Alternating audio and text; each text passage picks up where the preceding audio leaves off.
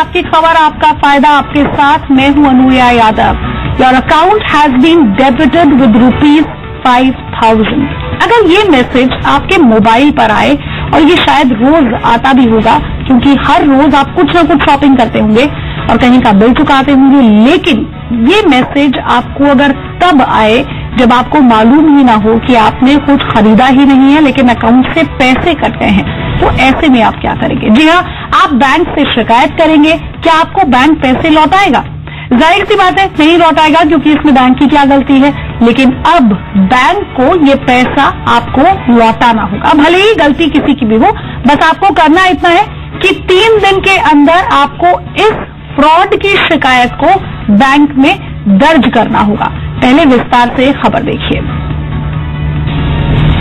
अगर आपके credit card से कोई दूसरा शॉपिंग कर ले या आपके खाते से अचानक पैसे गायब हो जाएं, तो आपको अब घबराने की जरूरत नहीं है। आरबीआई ने बैंक खाता धारकों को बड़ी राहत दी है। आरबीआई ने साफ कर दिया है कि खाता धारक के साथ किसी भी तरह की धोखाधड़ी हुई तो नुकसान की भरपाई बैंक करेगा। अगर गलती बैंक की नहीं किसी थर्ड पार्टी की है, तब भी बैंक को ही नुकसान की भरपाई करनी होगी। आरबीआई के निर्देश के मुताबिक ग्राहक के बैंक खाते से फर्जी लेन देन हुआ है।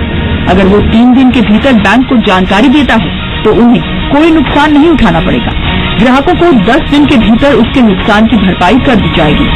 आरबीआई ने साथ ही ये भी कहा है कि अगर ग्राहक बैंक खाते से फर्जी लेन देन की शिकायत 4 से 7 दिनों के अंदर करते हैं तो ग्राहकों को ज्यादा से ज्यादा 25,000 रुपए तक की देनदारी का सामना करना पड़ेगा। अगर ये फ्रॉड ग्राहक की गलती से हुआ और शिकायत भी नहीं कराई गई तो पूरा नुकसान ग्राहक को उठाना होगा। बैंक को ग्राहक की शिकायत के 90 दिन के भीतर सुलझाना ही होगा। 90 दिन में न सुलझाने पर ग्राहकों को नियम के मुताबिक पेमेंट देनी होगी। फर्जी ट्रांजैक्शन में कुछ ऐसे भी मामले सामने आते हैं जिनमें ना तो बैंक की गलती होती है ना ही ग्राहकों की। इस केस में ग्राहकों को कोई नुकसान नहीं उठाना पड़ेगा, बैंक ही नुकसान की भरपाई करेगा। बैंक को इंश्योरेंस क्लेम सेटलमेंट का इंतजार किए बिना ग्राहक को भुगतान करना होगा। आरबीआई ने किसी भी संदिग्ध ट्रांजैक्शन पर बैंकों के लिए रजिस्टर्ड ग्राहकों को एसएमएस भेजना जरूरी कर दिया है। ग्राहक बैंक के एसएमएस का जवाब एसएमएस से दे सकते हैं। इसके लिए आपको बैंक जाने की जरूरत नहीं होगी। यानी अब ऑनलाइन डेबिट या क्रेडिट फ्रॉड होने पर आपको बैंक के चक्कर काटने की जरूरत नहीं होगी। ब्यूरो रिपोर्ट, जी मीडिया। और मेरे साथ फिलहाल 2 खास मेहमान यहाँ पर जुड़ गए हैं। हर्ष रुंगटा साहब हैं, सेबी के रजिस्टर्ड इन्वेस्टमेंट एडवाइजर हैं, साथ ही साथ वीके सूरी साहब मेरे साथ स्टूडियो में मौजूद हैं। वीके सूरी साहब बैंकिंग और फाइनेंस के एक्सपर्ट हैं। मिस्टर सूरी, सबसे पहले आपके पास आना चाहूंगी और ये समझना चाहूंगी कि अगर इस तरह का कोई फ्रॉड होता है, अगर किसी के अकाउंट से इस तरह से पैसे निकलते हैं और कहा जाता है कि अगर आप 3 दिन में अगर बैंक को इत्तला कर दें कि आपका पैसा कुछ इस तरह से निकला है और आपने ये ट्रांजैक्शन नहीं किया है, तो क्या बैंक के लिए एक्चुअली में पॉसिबल है 10 दिन में पैसे वापस करना? ये जो अभी गाइडलाइंस आई है कस्टमर फ्रेंडली गाइडलाइंस है और कस्टमर कब से इसको इंतजार कर रहे हैं कि ऐसी कोई गाइडलाइंस आए, तो उसमें उन्होंने 4 नंबर पर एक पॉइंट पर यह दिया है कि ग्राहक की अगर गलती नहीं है तो अगर ग्राहक की गलती है तो सारा लॉस उसको बियर करना पड़ेगा। अब यहाँ पर ये डिसाइड करना कि ग्राहक की गलती वहां पर आकर पेच फंसेगा बैंकों में कि ग्राहक की गलती थी या नहीं थी। अगर सिस्टम फेलियर है तो इट इज वेरी क्लियर कि भाई उनको पेमेंट करनी ही करनी है। अब ग्राहक की गलती क्या, एसएमएस अलर्ट ले लिया। सपोज मैं एग्जांपल देता हूं आपको कि एक कस्टमर जो है वो दिल्ली का है और वो बॉम्बे गया हुआ है और वहां पर उसका सिम ब्लॉक हो जाता है, खो जाता है, फोन खो जाता है और उसके पास एसएमएस अलर्ट नहीं आएगा।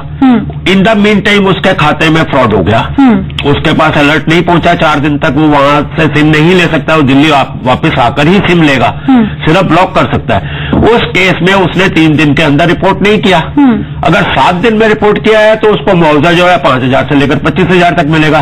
तो इसमें ऐसे ऐसे कुछ सिलेक्टेड केसेस में इनको एक प्रोविजन करना चाहिए जो कि beyond the reach of the customer है, उसकी पहुंच से बाहर है कि वहां उसका मोबाइल खो गया है। तो ऐसे केस में उसको यही ट्रीट किया जाए कि उसने जब भी कंप्लेंट करी है उसका पूरा मुआवजा उसको दिया जाए। अगर उस बैंक ये प्रूव नहीं कर सकता, इसमें एक बहुत अच्छा प्रोविजन ये दिया है कि ये बैंक के ऊपर है कि वो कस्टमर की लायबिलिटी को प्रूव करे, उसको बताए कि भी कस्टमर तुम्हारी गलती थी। अब अगर डेटा उसने किसी से शेयर नहीं किया है, डेटा कहीं चोरी नहीं हुआ है, उसकी कोई लापरवाही नहीं थी, तो बैंक को इसका मुआवजा देना ही पड़ेगा। ठीक है मिस्टर रुंगटा, जैसा कि यहाँ पर सूरी साहब ने कहा कि कस्टमर की गलती है या नहीं इस बात पर बैंक गौर करेगा और उसके बाद मुआवजा दिया जाएगा। ऐसे में समझना चाहूंगी कि गलती क्या है, क्या गलती मानी जाएगी। अगर मेरा पर्स चोरी हो जाता है, यूजुअली उसके बाद कोई भी ये करता है कि सबसे पहले अपने तमाम जो कार्ड्स होते हैं उन्हें ब्लॉक करता है, लेकिन मेरा पर्स चोरी हो गया फॉर दैट मैटर और मुझे पता भी नहीं चला कि मेरा वॉलेट चोरी हो चुका है मेरे बैग के अंदर से, उसके बाद अगर कोई फ्रॉड हो जाता है तो क्या ये मेरी गलती माना जाएगा कि मेरा पर्स चोरी हो गया और उसके बाद मेरे साथ फ्रॉड हुआ? अगर इसको ध्यान से देखें तो जैसा सूरी जी ने कहा है, clearly burden of proof bank पर है, उनको प्रूव करना होगा कि कस्टमर नेग्लिजेंट है। वो ये कहकर नहीं चूक सकते कि ये कस्टमर की नेग्लिजेंस है। तो क्या गलती हो सकती है? गलती मेरे ख्याल से सबसे बड़ी गलती ये हो सकती है कि उसने अपना जो पिन है वो शेयर कर लिया हो, या तो किसी को बता दिया हो पिन ये है और फिर कार्ड भी दे दिया हो, तो ऑब्वियस है फिर उसका नुकसान उसे भरना होगा। या कई लोगों की आदत होती है कि वो जो पिन है वो ऐसा रखते हैं जो कि आपका पर्स खोया, उसमें कार्ड भी है, दूसरे डॉक्यूमेंट भी है, उसमें डेट ऑफ बर्थ मुझे आपका पता चल जाएगा और आपने date of birth related pin रखा है, मैंने ट्राई किया मिल गया। ठीक है, तो ये क्लियरली कस्टमर की नेग्लिजेंस है कि उसने ऐसा पिन रखा जो इजीली गेस हो सकता है। या कई लोग तो यहां तक करते हैं कि कार्ड के पीछे पिन को पेन से लिख देते हैं। अब अगर आप ऐसा करेंगे तो ऑब्वियस सी बात है कि इसका हर्जाना आप मतलब ये आपकी नेग्लिजेंस में यहाँ पर काउंट होगा, भी बैंक को करना होगा। हाँ ठीक है मिस्टर रुंगटा, ये जो मेरे ख्याल से जो आप कह रहे हैं कि हाँ सर, मैं ये समझना चाहूंगी क्या एक्चुअली पॉसिबल है बैंक के लिए इतने कम समय में इस पर कुछ इन्वेस्टिगेशन करना, किसी भी मैटर पर अगर इस तरह का मामला सामने आता है, क्योंकि आरबीआई ने तो यहाँ पर एक तरह से कस्टमर को ज्यादा ताकत दे दी है, लेकिन क्या पॉसिबल है बैंक्स के लिए इतने कम समय में ये पूरा इन्वेस्टिगेशन करना? तो इसका इन्वेस्टिगेशन से कोई लेना देना नहीं है, वो शैडो क्रेडिट देते हैं जिसको कहते हैं कि आपको एक बार क्रेडिट मिल जाएगा, आपको देना ही पड़ेगा एक बार क्रेडिट। क्रेडिट कार्ड है तो क्रेडिट मिल गया, आपको भुगतान नहीं करना पड़ेगा। डेबिट कार्ड है तो आपके बैंक अकाउंट में क्रेडिट मिल जाएगा। इन्वेस्टिगेशन से अगर बैंक ये प्रूव कर सका कि नेग्लिजेंस आपकी है तो वो वापस वो पैसा ले लेंगे, लेकिन उस समय आपको क्रेडिट देना होगा, तो वो तो अपनी जेब से बैंक दे रहा है, तो क्यों नहीं दे सकता है बैंक? जितने 9 दिन में क्यों, वो तो 9 घंटे में भी दे सकता है। मंजू अग्रवाल भी हमारे साथ हैं, डेप्यूटी एमडी है corporate strategy and new business की एसबीआई से। मैम बहुत बहुत स्वागत है आपका जी बिजनेस पर। मिस अग्रवाल, अगर हम कुछ आंकड़ों पर अगर नजर डालें तो क्रेडिट और डेबिट फ्रॉड जो है वो पिछले 3 साल का अगर हम आंकड़ा देखें 2013-14 से लेकर 2015-2016 तक, यहाँ जो क्रेडिट कार्ड फ्रॉड है वो भी बढ़े हैं और जो डेबिट कार्ड फ्रॉड है उनमें भी यहाँ पर बढ़ोतरी हुई है। मैम सबसे पहले तो इसी बात पर गौर करना होगा और एक तरह से ये जागरूकता फैलानी होगी कि आप फ्रॉड का शिकार ना हो, इसलिए किन बातों का ख्याल रखें, क्योंकि इसके बाद फायदा बैंक का भी होगा और कंज्यूमर का भी है। बिल्कुल सही कहा आपने। जितने भी फ्रॉड होते हैं हमने देखा है कई बार जो शिक्षित नागरिक हैं उनको भी ये नहीं पता कि जो उनको ओटीपी मिला है वो उन्हें किसी के साथ शेयर नहीं करना है। तो जो फ्रॉडस्टर्स हैं वो इस विशिंग की कला में इतना एक्सपर्ट हैं कि वो ऐसे कस्टमर्स को कॉल करते हैं और कहते हैं कि हमारे पास आपके डेबिट कार्ड डिटेल्स हैं और ये कार्ड ब्लॉक हो जाएगा, आपके हम डिटेल्स अपडेट कर रहे हैं बैंक अकाउंट में, आपके पास अभी एक 6 नंबर का नंबर आएगा, वो हमसे आप शेयर कीजिए, हम जब उसको डाल देंगे तो आपका डिटेल्स अपडेट हो जाएंगे एंड देन कार्ड ब्लॉक नहीं होगा। तो जो हम ओटीपी भेजते हैं कस्टमर को उसमें बड़ा साफ साफ लिख देते हैं कि ये ओटीपी इस ट्रांजैक्शन के लिए इस दुकान पर दिया जा रहा है, उसके बावजूद भी कस्टमर्स वो ओटीपी शेयर कर लेते हैं। ठीक है। तो इस तरह की वजह हाँ जी mister Suri, one time password जो होता है वो भी यहाँ पर मैम का कहना है कि हम लिखते हैं उसे कि एक पर्टिकुलर चीज के लिए है या फिर जी इस तरह के तो उसके बाद तो वो ऑपरेटिव नहीं होता। लेकिन सर फिर भी बहुत सारे लोग ऐसे हैं, चलिए ये ओटीपी की मैम ने यहाँ पर बात की, लेकिन इसके बाद भी कंज्यूमर को ये बात समझनी होगी कि जो उसके सीक्रेट पासवर्ड है वो किसी के साथ शेयर ना करे। हालांकि इस वक्त अगर कोई धांधली कोई फ्रॉड होता है तो बैंक आपको 10 दिन में पैसा भी वहां पर दे देगा, लेकिन do you see this step in the right direction? नहीं, ये कस्टमर फ्रेंडली है। इससे ये है कि कस्टमर्स को भी अपनी अवेयरनेस जो है वो बहुत ज्यादा बहुत जरूरी है कि उनको मैं एक छोटा सा आपको टिप देता हूँ सबको कि आपके पास क्रेडिट कार्ड है, आपके उसके पीछे सीवीवी नंबर दिया हुआ है, आप उस नंबर को स्क्रैच कर दीजिए और उसको याद कर लीजिए या एन्क्रिप्टेड फॉर्म में कहीं पर उसको नोट कर लीजिए। अगर आपका कार्ड चोरी होता है, आपका कुछ कंप्रोमाइज होता है, कार्ड में डेटा कंप्रोमाइज होता है, तो वहां से वो क्लोन भी नहीं हो सकेगा, आप उससे ट्रांजैक्शन भी नहीं कर पाएंगे। तो एक छोटे छोटे ये जो स्टेप्स हैं इनको देखा जाए, आप कहां से ऑपरेट कर रहे हैं, शॉपिंग कर रहे हैं, तो क्या आप बाजार में जाते हुए किसी साइबर कैफे में बैठकर शॉपिंग कर रहे हैं, वहां पर आपके कैमरा लगा हुआ है, आपका पूरा का पूरा ट्रांजैक्शन रिकॉर्ड किया जा सकता है। अगर आपको बहुत जरूरी ही बहुत कंपल्शन है कि करने के लिए, तो उनके स्क्रीन पर जो कीबोर्ड आएगा उससे आप उसको ऑपरेट कीजिए और उस पासवर्ड को इमीडिएटली आप चेंज कर लीजिए। पासवर्ड आप रेगुलर बेसिस पर चेंज करते रहिए। ये छोटी छोटी चीजें जो है उनको आप जो भी साइट खोलते हैं तो उसमें HTTPS जो है सिक्योरिटी के लिए वो बहुत जरूरी है, उसको आपको देखना चाहिए। जैसा कि मैम ने बहुत बार पहले भी आप बता चुके हैं कि कोई भी अगर वेबसाइट है आप जानना चाहते हैं कि वो सिक्योर्ड है या नहीं, तो it should always be HTTPS: और फिर // के बाद वो वेबसाइट की हर वेबसाइट के ऊपर एक बड़ा लिखा होता है रीड अबाउट अस। अगर कस्टमर्स उसको पढ़ ले तो उनको ये पता लग जाएगा कि ये हमको क्या क्या प्रिकॉशंस लेने हैं, क्या डूज हैं, क्या डोंट्स हैं, और अगर कस्टमर ये सब चीजें समझ ले तो शायद इतनी परेशानी किसी को आएगी ही नहीं। मिस्टर रूंगटा, अभी हम कुछ देर पहले अपने व्यूअर्स को ग्राफिक यहाँ पर दिखा रहे थे कि डिजिटल ट्रांजैक्शन जाहिर तौर पर देश में बढ़ी है, और हमारी स्क्रीन पर अब इस समय दिखा रहे हैं कि कैसे जो इंटरनेट बैंकिंग फ्रॉड है वो 2013-14 में जहां करीब 15 करोड़ हुआ करता था, 14-15 में वो 25 करोड़ पहुंचा, लेकिन 15-16 आते आते वो 1 करोड़ पर आ गया। यानी कि कंप्लीटली हम देख सकते हैं यहाँ पर करीब सिर्फ 34 केस ऐसे हैं यहाँ पर जो बैंक फ्रॉड के मामले आए। वैल्यू माफ कीजिएगा मैं बता दूं 1.75 करोड़ की वैल्यू, यानी कि जो 15 करोड़ की वैल्यू 2013-2014 में हुआ करती थी वो घटकर करीब 2.25 करोड़ पहुंच गई है। तो सर डिजिटली तो देश आगे बढ़ रहा है और समझ में भी आ रहा है कि आप डिजिटल ट्रांजैक्शंस करते हैं, लेकिन ये नंबर, ये केसेस और शून्य पर आ जाए, इसके लिए क्या आप सोचते हैं और ये मानते हैं कि बैंक्स को भी कुछ जिम्मेवारी लेनी चाहिए कि डिजिटल इंटरनेट बैंकिंग फ्रॉड्स जो है वो यहाँ पर ना हो? मेरे ख्याल से ये जो कदम था, डिजिटलाइजेशन देश का जब होगा, देश की तरक्की होगी वेरी वेरी क्लियरली। और आई थिंक ये जो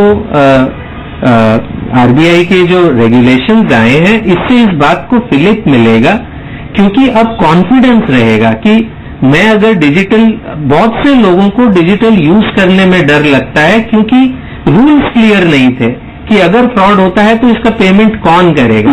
अब रूल्स क्लियर हो गए हैं तो इससे बहुत जो जिसे कहते हैं कि एक बहुत बड़ा पुश मिलेगा, और बहुत ही फ्रेंडली किए हैं इसको। जो गाइडलाइंस इन्होंने ड्राफ्ट दी थी उससे भी बेटर गाइडलाइंस दी हैं।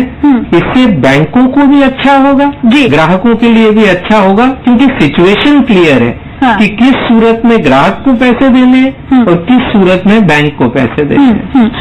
मिस अग्रवाल, डिजिटाइजेशन की तरफ देश तेजी से बढ़ रहा है और आंकड़े भी ये बयां करते हैं यहाँ पर, लेकिन मैम एक और चीज ये है कि बहुत सारे कस्टमर्स ऐसे हैं जो अपनी बैंकिंग सेवाओं को SMS के थ्रू नहीं जोड़ना चाहते हैं। ऐसे में क्या आप मानती हैं कि किसी तरह का फ्रॉड हो, आपको तुरंत जानकारी मिल जाए तो SMS सबसे क्विक तरीका है जाहिर तौर पर, तो उसी का साथ लेना चाहिए और अपनी फोन डिटेल्स जो है वो बैंक के साथ शेयर करनी चाहिए? ये बहुत जरूरी है और अभी आरबीआई ने मैंडेटरी कर दिया है कि डिजिटल ट्रांजैक्शन के लिए कस्टमर के लिए जरूरी है कि अपना मोबाइल नंबर अकाउंट में फीड कराए और बैंक मैंडेटरीली उसको अलर्ट भेजे।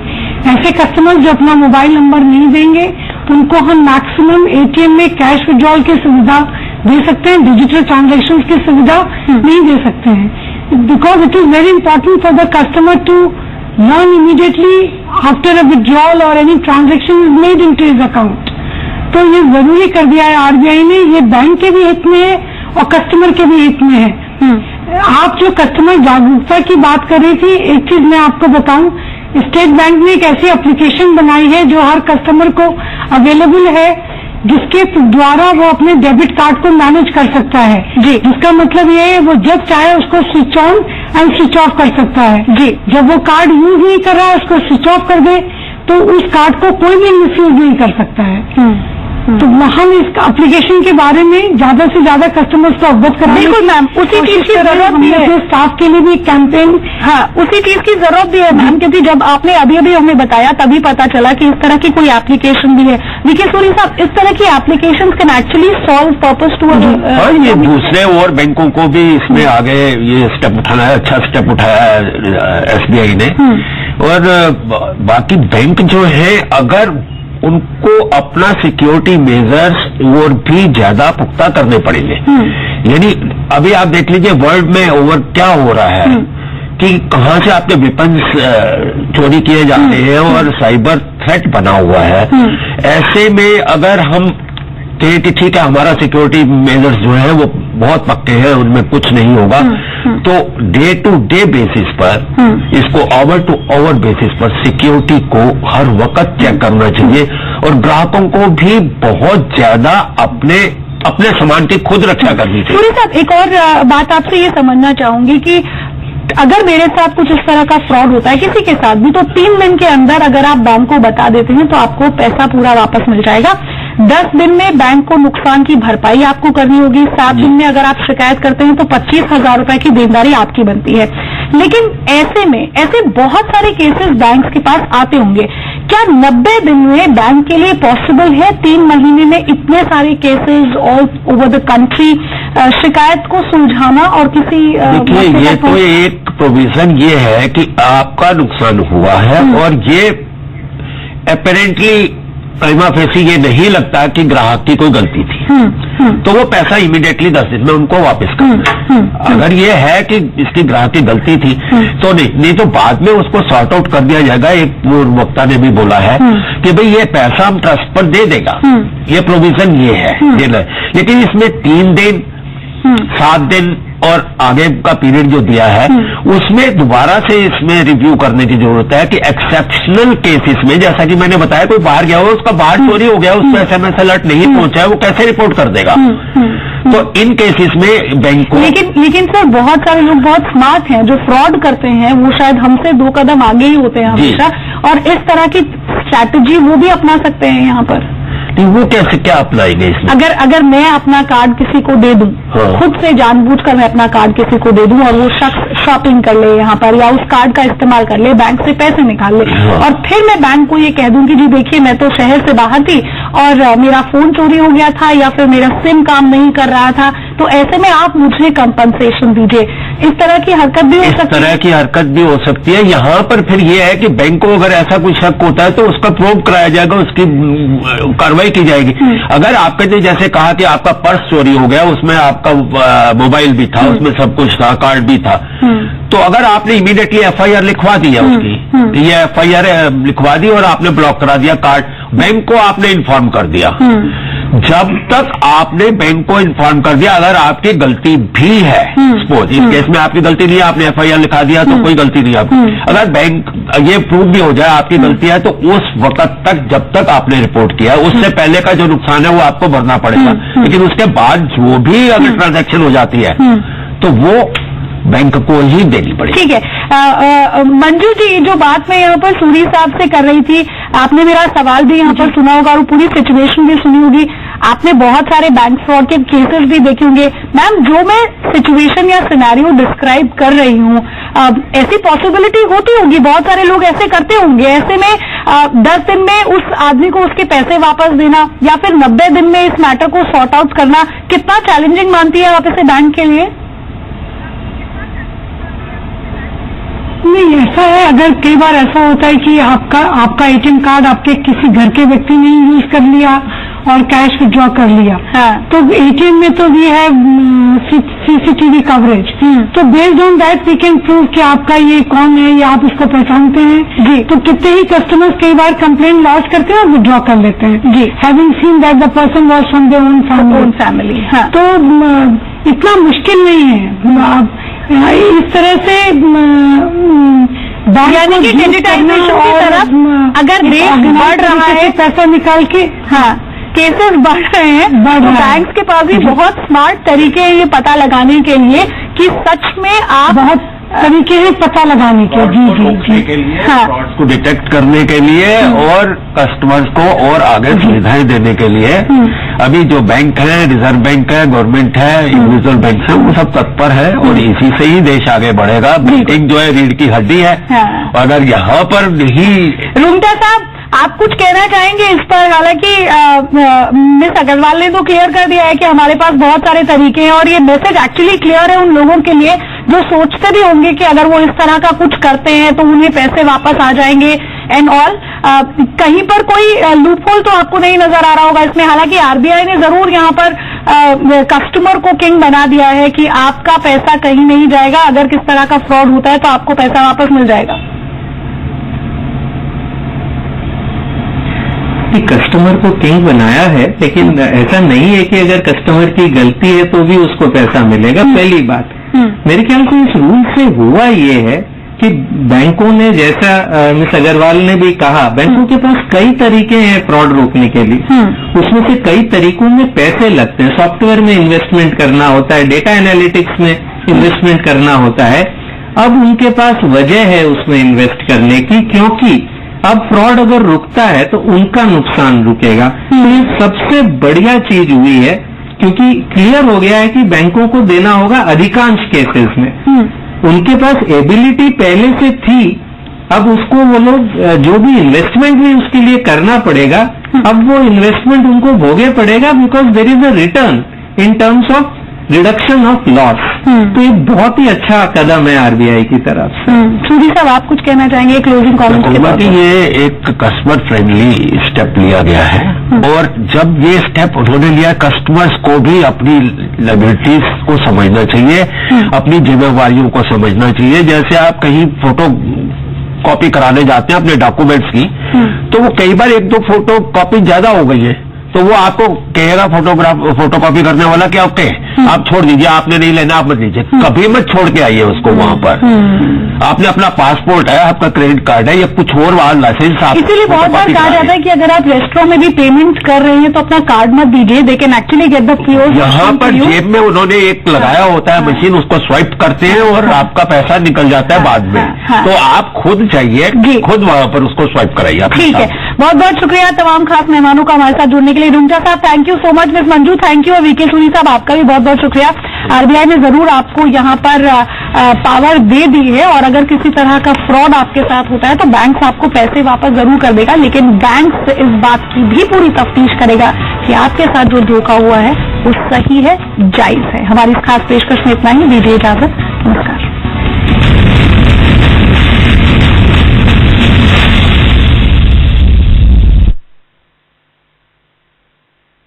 प्रायोजक है, यही तो है